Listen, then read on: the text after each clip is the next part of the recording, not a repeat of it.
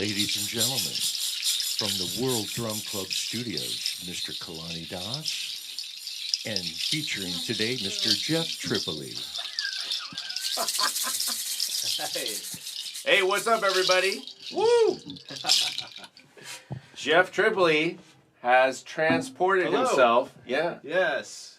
How are you doing? I'm doing well. Thank you for having me. Yeah, man. Thanks for squeezing into the studio. And the voice you guys just heard is from the fabulous Bush Norton.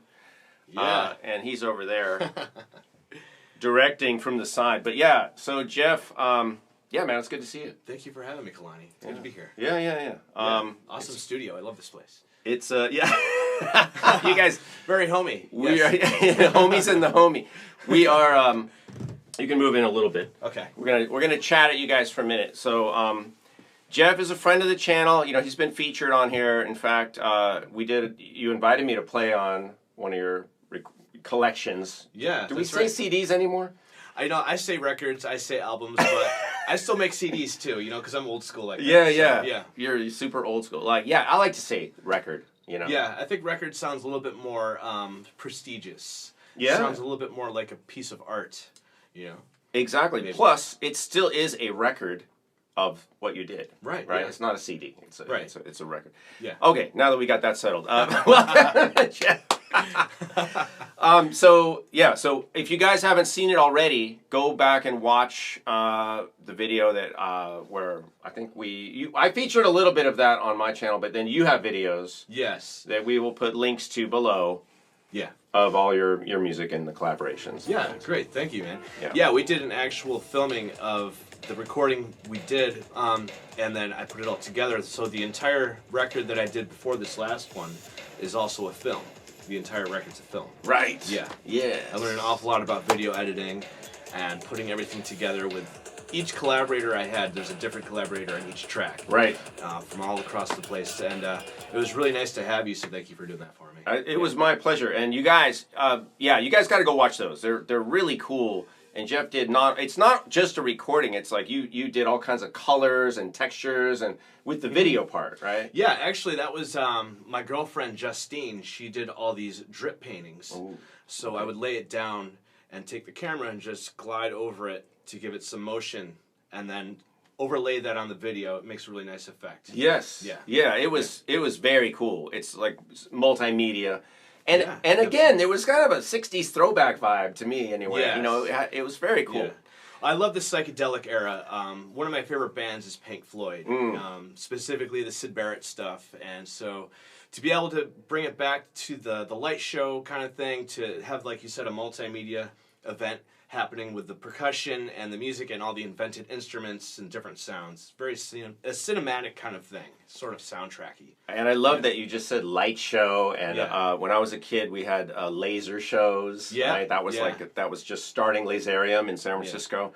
Wow, cool. Very cool. Yeah. So yeah, I love the analog nature, but also the creativity. So let's talk about the music for a minute, because what I love about what you're doing is that you're a percussionist, drummer, composer, but you're doing things that are very much, pushing boundaries, very experimental. The project that we were just talking about it had a lot of found sounds and things, and we don't want to rehash all that, but could you talk a little bit about that, and then now the new recording, the new album? Yeah, well, I've spent a lot of time just like seeing what I had inside of me with just what I was looking at and stuff around the house, and just being able to experiment and just go out and have fun and see what happens. And it came out pretty interesting, like using like a kitchen sink, my dad's old kitchen sink and stuff like that, just to make music, because as a drummer and a percussionist, one of the things I pass on to my students is the world is your instrument. So go out there and find sounds. But this next record is a bit more of, I would say I've grown into using those instruments more musically in a sense of expressing my story and using my surroundings. The new record is called Natural Habitat. So I've been using my surroundings, literally the birds in my backyard, the frog pond down the street, and capturing, trying to bring you into my environment, and using these instruments in a more storytelling fashion rather than just sort of really just completely improvising, but actually going in with a little bit more intent on the performance. And also exploring some more traditional things like using Irish bowrons as Egyptian style. Yeah, it was very fun to make. It took me a lot of patience to put these things together. As I said, from my experiences making records before, it was always sort of like, just see what happens. But this time it was like, okay, there's a little bit more intent into the composing of it. Yeah, I get that. Yeah, absolutely. The first, the other one was a little more improv, right? In fact, hardly any actual composing, I would say. It's just you, which I love because you're just like saying, do your thing, you know, which is, you always get the best result when you lets another artist like be them and then you collaborate. It's amazing. Yeah, it was, the last record was called Perspectives, and that's exactly what I wanted to get from all of my guests, was their perspective on something that I was throwing out there, too. Yeah. Right. Okay, cool. So let's listen. I think what I'm going to do is we're just going to cut in some audio. Yeah. So what, you're going to pick like one or two tracks, and like what should we play for these people right now? I think I'm going to play something called Takitina. And this is something that I picked up from John Bergamo's rhythm scale, using syllables instead of the word of the number to count. Yeah. You want to give a quick example, and then we'll play the track?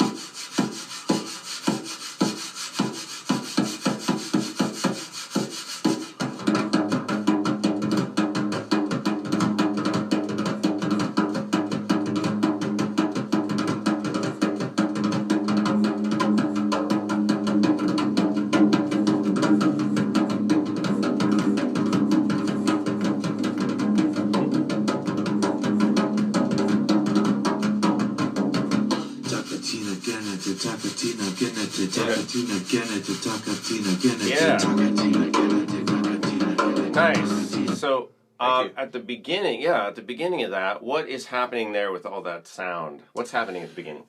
Is experimenting. I have two Irish bowrons, and I was just like, what happens if I do this? Oh. And I rubbed them together, and I found out that if one of the drum heads is rubbing against the membrane, I'm not sure if you can see something like this, the higher up it goes, that changes the pitch of the whirling sound that you hear. And then to finish it off, I just boom. like Piatti or something. Yeah. I really like that because I thought you were using an effect, but you weren't. You were. That's organic. That's organic. Nice. Totally. See, that's what I'm talking about, you guys. That's natural what I'm sounds. talking about. Yeah, natural sounds. And I like that there's a closeness to the sound. It's not like you're in some big, a lot of people like to add reverb. We all love reverb. Right. All right? Let's be honest. But I like the fact that when I heard that, I felt like I was right next to you. It's a very close, intimate sound, which is cool. I like that. Yeah, that's something that I wanted to really accentuate. I wanted you to hear me breathing. I wanted you to hear me at the end. When I thought the take was over, I threw down one of the instruments on the floor because I'm ready to. I'm done with the take. Gently, of course. But I wanted you to hear me actually hit the stop button. Nice, that kind nice. of thing. Yeah, that's also kind of a throwback. I'm thinking like some Beatles albums. I mean, a lot of Aerosmith, Beatles. They have like these, talking before the track starts or after the end. Yeah, those are the best parts sometimes. Yeah. Especially like if you have like an accident that happens, but it's really cool. It's like a happy accident. You keep these things and you follow that road and see where it leads. Yeah. Absolutely. I can relate to that from doing 140 live streams now. Yeah. You got to keep going. and you make lemonade from lemons or whatever it is. That's right. Yeah. Yeah. Well, I love watching what you do because I see you sometimes, with all the technology you have around you in the studio here, trying to find the right button to press for the or having pressed I don't want to say wrong, but having pressed a surprise button. Surprise button, yes. The confetti comes down from the ceiling. Yes. Ooh. Now I'm getting ideas. Hey Butch, you want to chime in with anything? Any thoughts? Anything?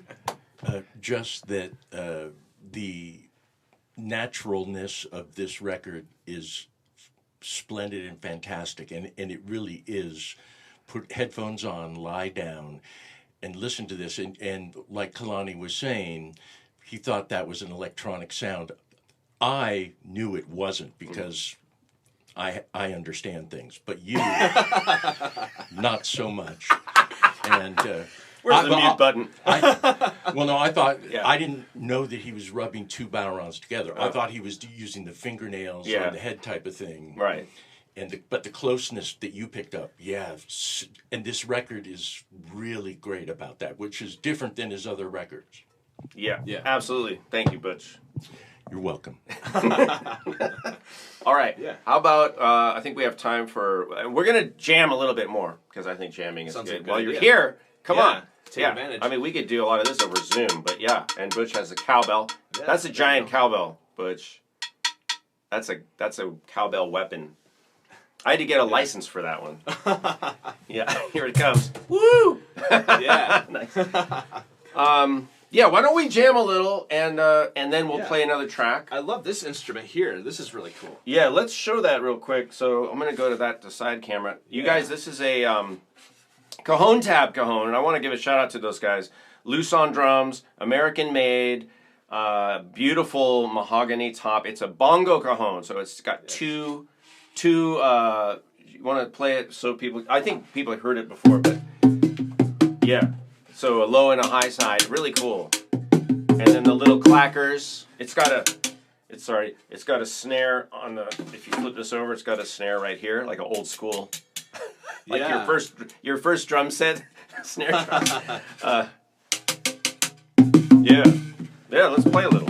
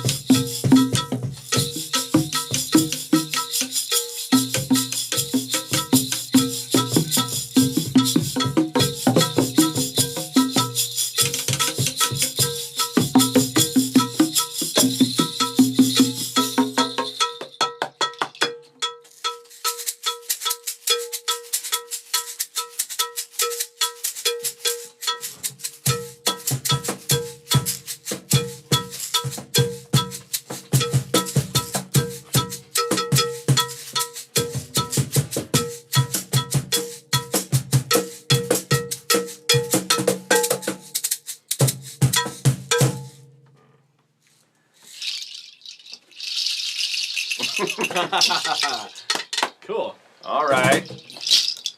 So, what's another track we can listen to real quick? Let's see here. Well, one of the things that I picked up from Butch a while ago was using... Don't blame me. It's his problem. Blame me. It's his fault. Using things around the house. So I'm not going to give away what the sound is, but this is the track Natural Habitat. I love a good guessing game. This is literally next to my computer in the basement, where I have my drum studio. This is one of the things that you would find in the basement. And hostage? No. See if you can pick up what the sound is.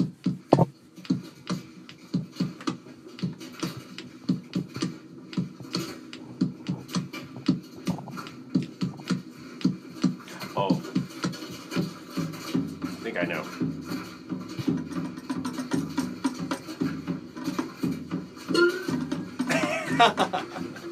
Is that the pecan, whatever? That's the string drum. String drum. Yeah.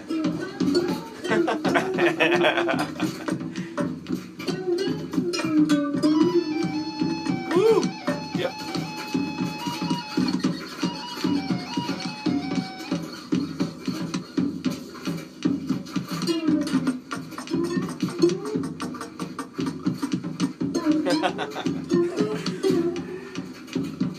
What's the melodic? What was that high-pitched melodic instrument?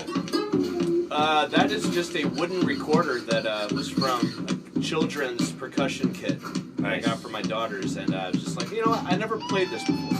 This right here. Nice. And we talked about using effects earlier. The only effect that I used on this entire record was running some things through a tape cassette and then running it back into the audio system to give it that lo-fi sound.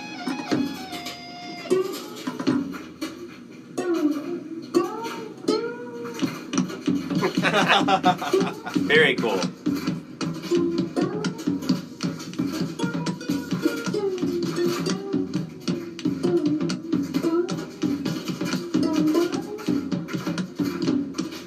I like the lo-fi, yeah.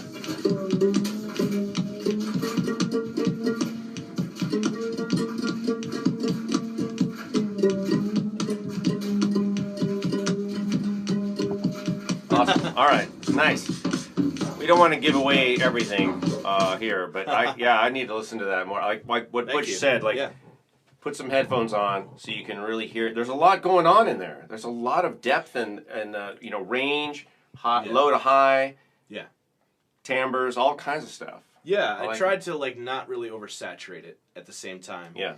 But offer a full playing field of sounds and sonics and frequencies and all that good stuff. Yeah. So would I be on the right track if I said that the sound at the beginning was kind of dry? Mm-hmm. Drier, maybe? Yes. I think you would be correct. Yeah. So it was a dryer. It was a dryer, yes. I was going with a copy machine for a second. In a basement? Well, you don't know his basement. I'm just saying, Well, that would probably be in the attic. Oh. Yeah. Nice. Along with the hostage that Kalani was talking about earlier. Yes. And I just, for the record, I'm not advocating taking hostages, just in case the FBI is listening to this for some weird reason. No hostages. That's awesome. That's awesome. Thank you. Yeah, Jeff, I have to say that I really mean this. It's not just because you're within striking distance of me right now. I'm saying this because I feel like we need more people out there to be composing and experimenting and getting off the mainstream path. Nothing wrong with, whatever chops you're doing or nothing wrong with that. As fast as you can do your double basses and whatever, how many hits you can do. That's fine, right? But but this is music making, and it's just being a musician. You know? Having fun, experimenting. And the other thing about this, which Kalani talks about and is touching on, is something like this, where I say headphones, lying down on a couch. This type of music, this type of sound stuff transports you. It really does. And I'm very impressed with how this record has done that for me. So, and then you could go back and listen to my record, a.k.a. Butch Jerome, which we do the same thing. So go ahead. Well, that's pretty much where it all started for me. Yeah. During the pandemic, I started making my own records because my band was off tour. The Town Pants used to do 60 shows a year. Now we're back to 5 shows a year. So what am I going to do with my time? I'm going to start making my own records, And when I made my first one, I was reaching out to people on the online community for drummers, who else is making percussion records? And so they pointed me to AKA Butch Jerome, and that's the rest is history. Yeah. Yeah, and I also want to give a shout out to not just John Bergamo and his legacy and like Hands Ensemble, Randy Gloss. Yeah. You guys, come on. Also Brad Dutz, if you like this kind of stuff. Brad Dutz, he has how many recordings now or records? Same kind of genre.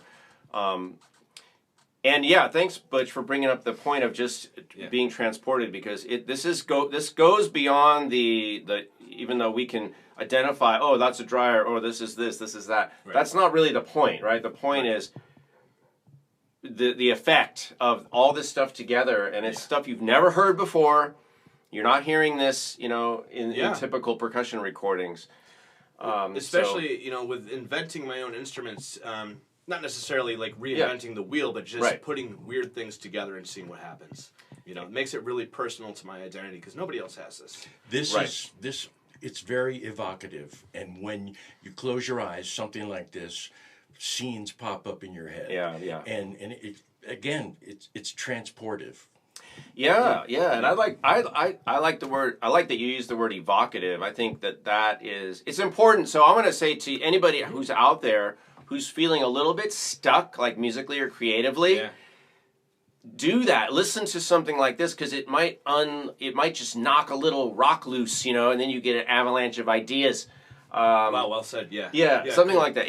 It'll shove you into a different space that you probably haven't been in, and it'll give you a different perspective. And sometimes that's all we need, as artists. Sometimes you just gotta knock it loose, see what happens, and then it might influence you later on for something that you might be doing with a new artist, and you'll come up with these. Oh yeah, I did this idea back then. I wonder if that will work now. Right. Yeah. And you guys, this guy he's unafraid. That's another thing. Well, really, I'm serious. A lot of people, especially when you put stuff on social media, everybody's trying to play it safe. There's a zone where it's like, okay, if I do this, people are going to like it. But if I do this, I don't know. I might get some haters, blah, blah, blah, blah. Forget that. Yeah. Right? I really have no concern for, and I mean this in a respectful way, that I really don't care what my audience thinks. I only care what I like. Yeah.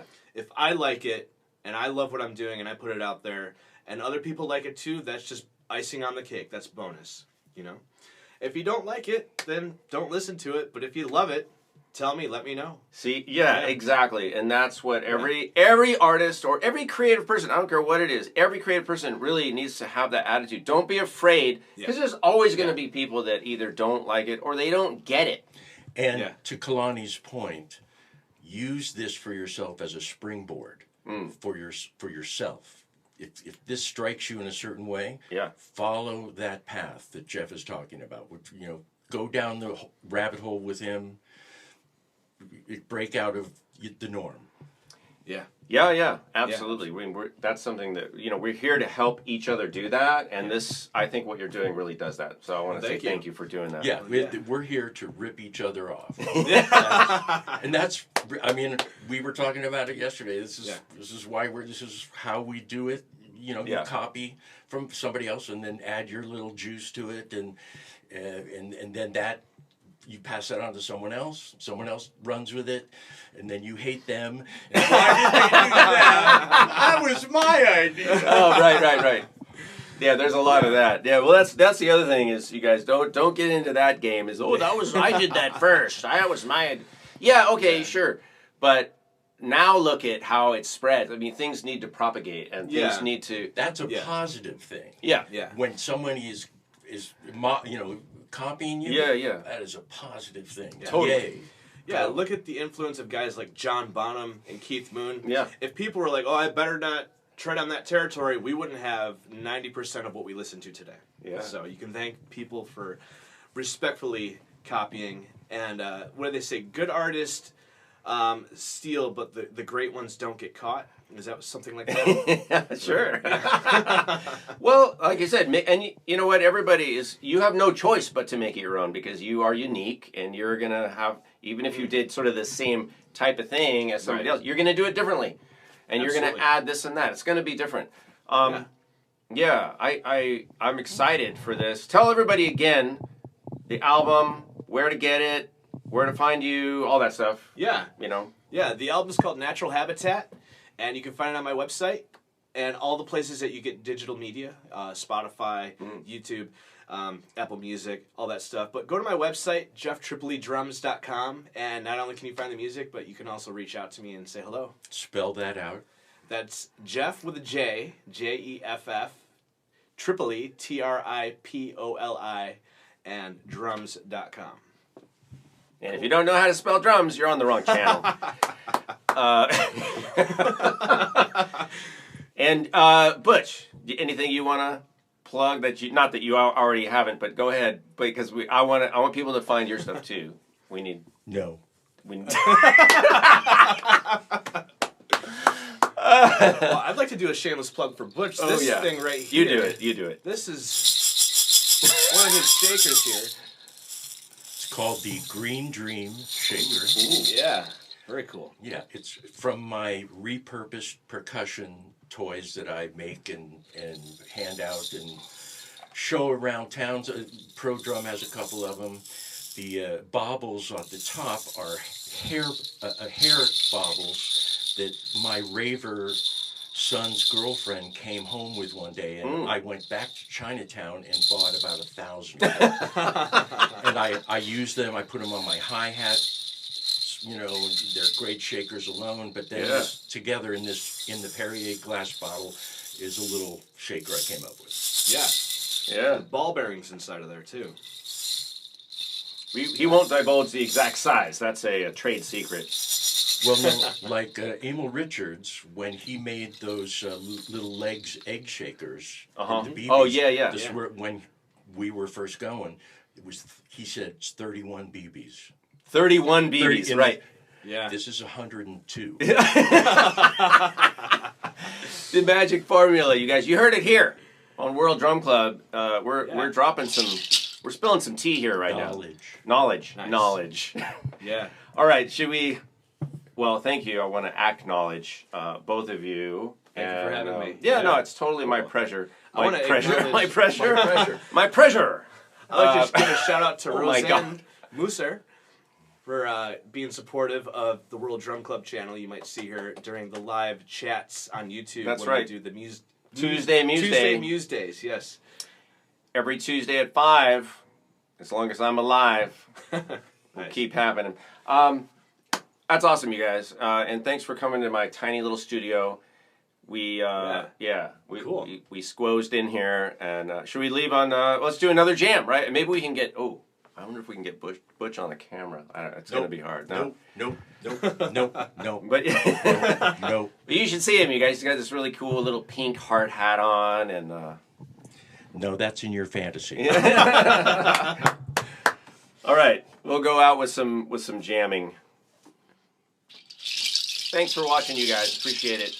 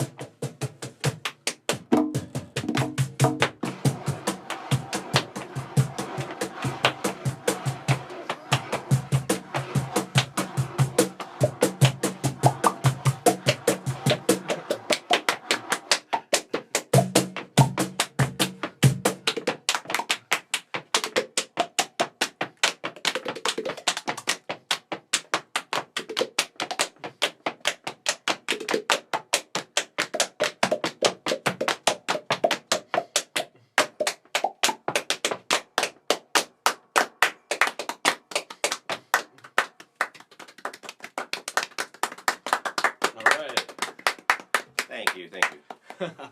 World Drum Club, Kalani Das, featuring Jeff Tripoli. Kalani Das, World Drum Club. Thanks for having me. Thanks, Jeff. Thank you. See you next time. All right. All right.